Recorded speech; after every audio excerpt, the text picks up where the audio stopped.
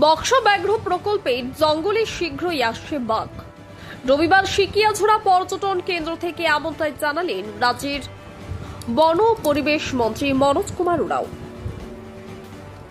বনমন্ত্রী হওয়ার পর জেলায় এসে এদিন তার প্রথম কর্মসূচি ছিল সিকিয়াঝোড়া পর্যটন কেন্দ্রে। রবিবার বিকেলে তিনি আসেন এই পর্যটন কেন্দ্রে।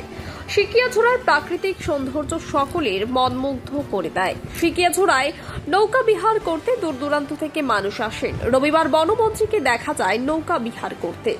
নৌকা বিহার শেষে তিনি সিকিয়াঝোড়া এলাকার বাসিন্দাদের সঙ্গে কথা বলেন মন্ত্রী। জেনে নেন তাদের অভাব অভিযোগ, এলাকার উন্নতি সাধনের পরামর্শ গ্রহণ করেন তিনি। এদিন বনমন্ত্রী জানান শীঘ্রই বক্সার জঙ্গলে বাঘ ছাড়া হবে।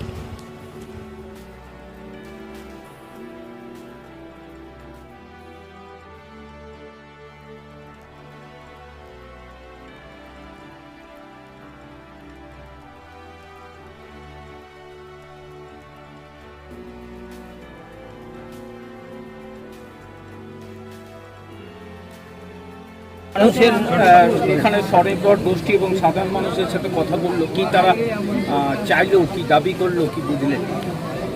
অ্যাকচুয়ালি সিকিয়াঝোড়া বলে পরিচিত, কিন্তু আমরা যা লোকাল তারা জানি এটা হচ্ছে বাংলার আমাজন। তার জন্য এসছি, প্রচুর সম্ভাবনা আছে পর্যটনের।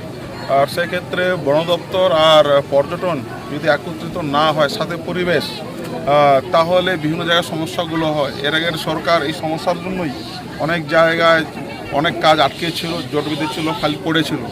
তো শঙ্করদার সাথে কথা হয়েছে, সে প্রচুর আমাকে হেল্প করবে। আর আমরা পর্যটনকে নিয়েই বন দপ্তর চলবো। সেই ক্ষেত্রে এখানে এসেছিলাম, এখানে প্রচুর সম্ভাবনা আছে। আমরা চাইছি এমপ্লয়মেন্ট, আমরা চাইছি মানুষকে রিভিল করানো এই এলাকার নিয়ে। তো তার জন্য অল্প অল্প করে অবশ্যই উন্নয়নের চেষ্টা করব। এখানে যে দাবিগুলো আছে যারা বলেছে, বা কিছু কিছু প্রকল্প সেটা করার কথা বলেছে। এরপর আমাদের প্রশাসনিক বৈঠকও আছে, আমাদের আধিকারিকরা তাদের সাথে কথা বলে নেব, তাদের মতামত নিয়ে নেব। নিয়ে মোটামুটি আমার প্ল্যান একটা আছে যে এই উত্তরবঙ্গে বিশেষ করে আলিপুরদুয়ার জেলা করে বিভিন্ন জায়গায় ইস্ট ওয়েস্ট নর্থ সাউথ একটা সার্কিট তৈরি করার, যেন কমসে কম পর্যটকরা 3 দিন 4 দিন এখানে থাকতে পারে, আলিপুরদুয়ার শহরে যেন থাকতে পারে। বিভিন্ন জায়গায় তারা যেন সেই পর্যটন লাভটা উঠাতে পারে। বিভিন্ন কারণে সেগুলো অনেক জায়গায় বন্ধ হয়ে গিয়েছিল, তো চেষ্টা করব সেগুলো খুলে দেওয়ার। পর্যটন ছাড়া এবং চা শিল্প ছাড়া সেরকম কিছু নেই আলিপুরদুয়ারে, তো সেটা আমাদের ফার্স্ট প্রায়োরিটি। বক্সায় কি বাঘ আসছে না, কটা বাঘ আনবেন? আসলে 29 তারিখের ডেটটা বলছি না, মানে মাসটা বলছি না, শুধু ডেটটা বলছি। আশা করি খুব শীঘ্রই আপনারা ভালো খবর পাবেন। তবে বাঘ আমরা ইতিমধ্যেই ছাড়বো এবং কয়েকটা ছাড়বো। বাঘ না বাকি নিয়ে আসবেন? এখন দেখা একটা একটা করে ছাড়া হবে, আপনারা সবই জানতে পারবেন। শুধু 29 তারিখ বললাম, ইতিমধ্যে 2-4 দিনের মধ্যে হয়তো আপনারা ঘোষণা পাবেন। এবং আশা করি আমাদের মুখ্যমন্ত্রী শুভেন্দু অধিকারী তিনিও থাকবেন, সাথে কেন্দ্রীয় মন্ত্রী তিনিও থাকবেন। বহুদিন পর এত দিনের আশা আমাদের পূরণ হতে চলেছে। কিছুদিনের মধ্যেই আমরা বাঘ মামাকে নিয়ে আসবো। বন দপ্তর থেকে গত বছর গত সরকারের আমলে বন দপ্তর থেকে বনবাসীদের পাট্টা দেওয়া হতো, যেখানে বাবার নাম পশ্চিমবঙ্গ সরকার, জমি মালিকের নাম বন দপ্তর। এখনই কি সেই পাট্টা পাবেন না চেঞ্জ হবে? সেটা নিয়ে বলতে চাইছি না। আগের সরকার কি করেছে না করেছে সেটা ফেলে দিন, ওটা সরকার ছিল কি জানি না।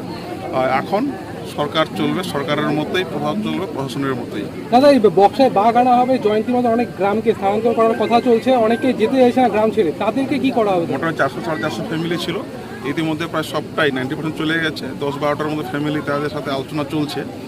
হয়তো খুব তাড়াতাড়ি সমাধান হয়ে যাবে, হয়তো 2-4 দিনের মধ্যে আপনারা খবরটা পাবেন। তবে বাঘ আমরা আনবই, বাঘ মামাকে আমরা। বাঘের যে পরিবেশ দরকার সেটা কি এই মুহূর্তে রেডি আছে?